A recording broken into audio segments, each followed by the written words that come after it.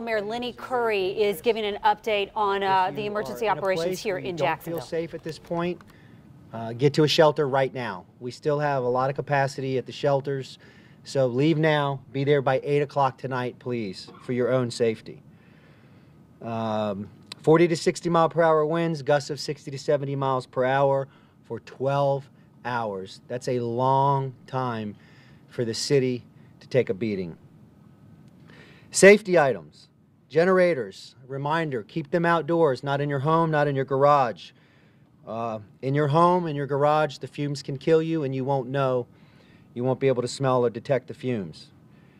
Intersections, malfunctioning traffic lights should be treated as a four-way stop. Don't get anywhere around or touch down power lines. And again, just stay inside. Please, people, stay inside so you can protect you and your families. If you have any non-medical emergency, call 630-CITY and call 911 if there is a medical emergency. It's here. We knew it was coming, and we are prepared. So everybody be safe. And with that, I'll turn it over to Angie. Okay, thank you, sir. Hey, good evening, everyone. My name's Angie Agnetti, and I'm the incident meteorologist with the National Weather Service deployed here at the EOC to help see us through Irma and her impacts. As the mayor said, we are experiencing the outer rain bands of Irma now across northeast Florida and starting to rotate up into southeast Georgia as well. Our main headlines continue: hurricane warnings in effect.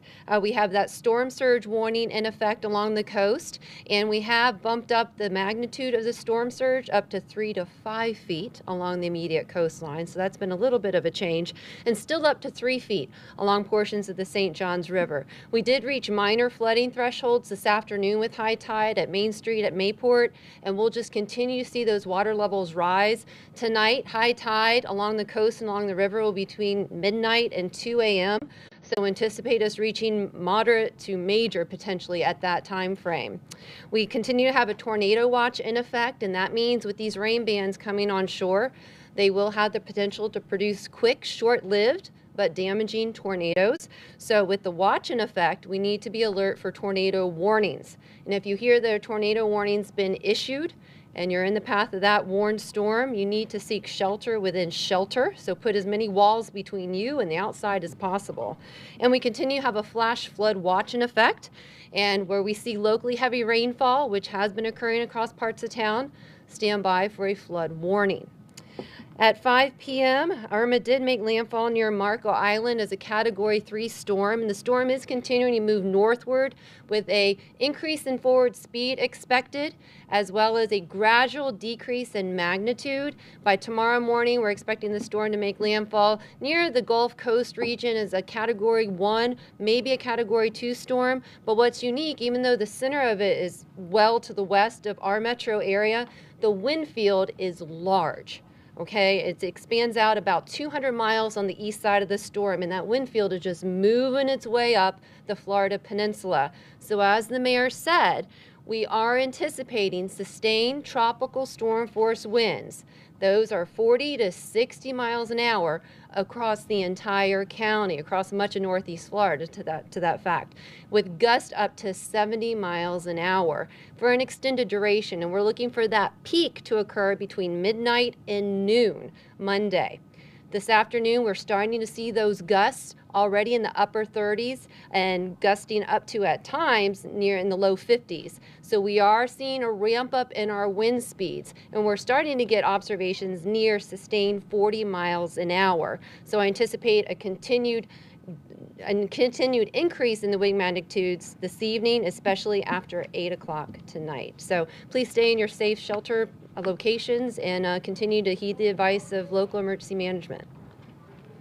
Sheriff. So just a couple of quick points to follow up on what the mayor said. We should be in our homes at this point, no traveling around the roadways, and we are continually monitoring the bridge situation. So as Angie mentioned, we're starting to see gusts now approaching that 40 to 50 miles an hour, and obviously we're monitoring the bridges minute by minute. As soon as we get sustained winds on the bridges of 40 miles an hour, we will close those bridges and we will let you know that the bridges are closed. Once we close them, we do not anticipate opening them back up again until the storm has passed. So again, when we close these bridges, it'll be about 12 hours that they'll be closed or more. So, stay tuned to obviously local media.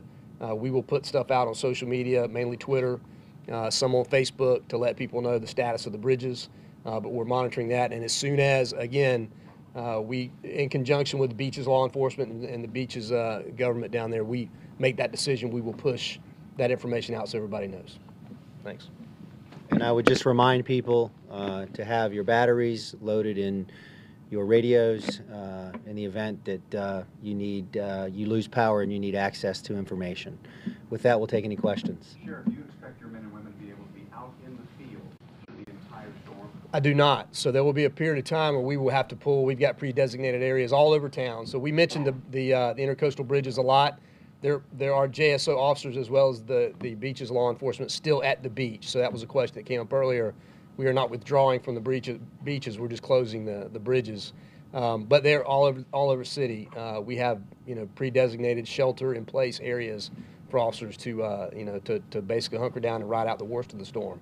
As we do that, though, again, we're going to monitor that minute by minute. And as soon as we can get people back out responding to calls, we still encourage people to call us if you need us.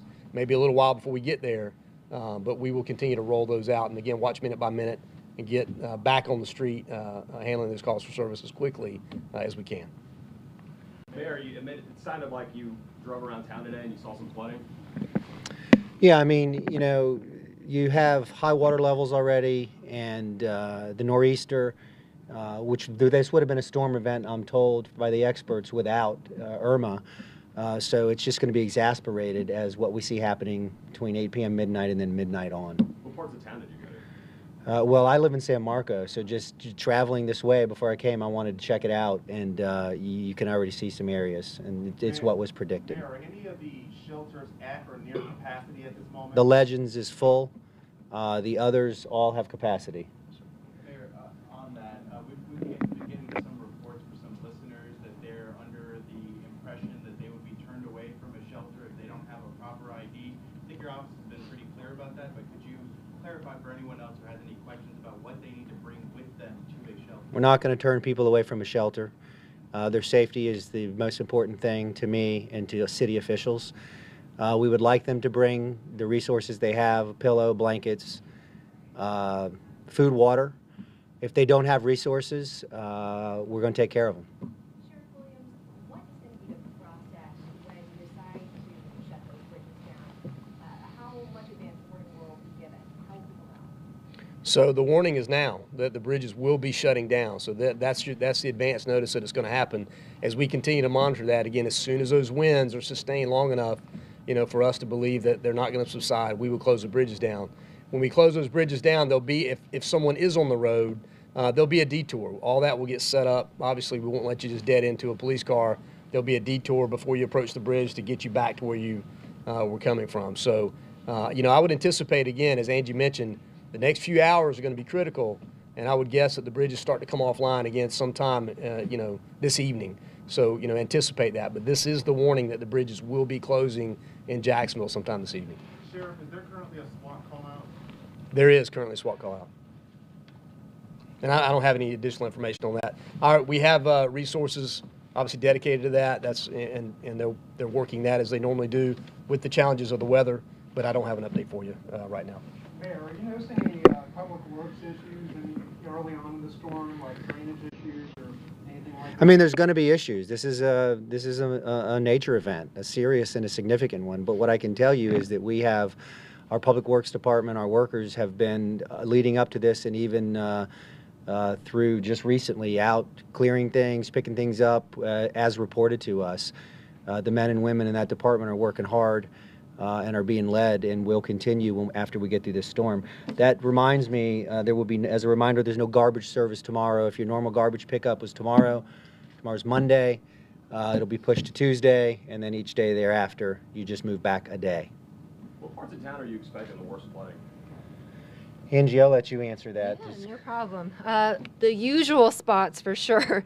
Those areas are going to include San Marco, as the mayor mentioned earlier. We're already seeing problems there. Riverside, especially, as well as parts of downtown. And that's due to not only a surge on the river of about 3 feet, but also heavy rainfall potential and flooding that's going to happen. So we've already had areas across the county itself 3 to 5 inches today. We're expecting an additional 10 to 15 inches possibly, which is just going to exacerbate. So anywhere that's already poor drainage, that's near a waterway such as the St. John's or any tributaries, and even out towards the coast, Hopkins Creek area, we're anticipating some significant flooding problems, and that's due to a combination of both surge but also what we call freshwater rainfall, or just the rain that's going to be falling from the sky, because it's going to be a lot.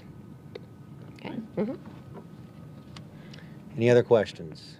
We will get you some information shortly. We will likely give you a live update during the storm sometime tomorrow morning, and we'll get that to everybody shortly so you can all plan accordingly. And then I would just remind people, Nate, I think you tweeted out a picture today of JEA workers, and yesterday the sheriff and I were with Public Works, JSO, JFRD, JEA, all these folks. The people of Jacksonville need to know there's a lot of men and women that are going to work on your behalf. They're going to go out and do hard work, and some of them are going to be in harm's way, and we're grateful for them. And I commit to the people of Jacksonville that I'm praying for the city and I'm praying for you. Take care of your families and think about and pray about those that are putting it on the line for us right now. Thank you. And so you're hearing Mayor Jacksonville, Lenny Curry, the big headline right there. He is telling Duval County residents that if you plan on evacuating to a shelter, that you need to be in that shelter by 8 o'clock tonight. After 8 o'clock tonight, he says the conditions are going to deteriorate here in Duval County.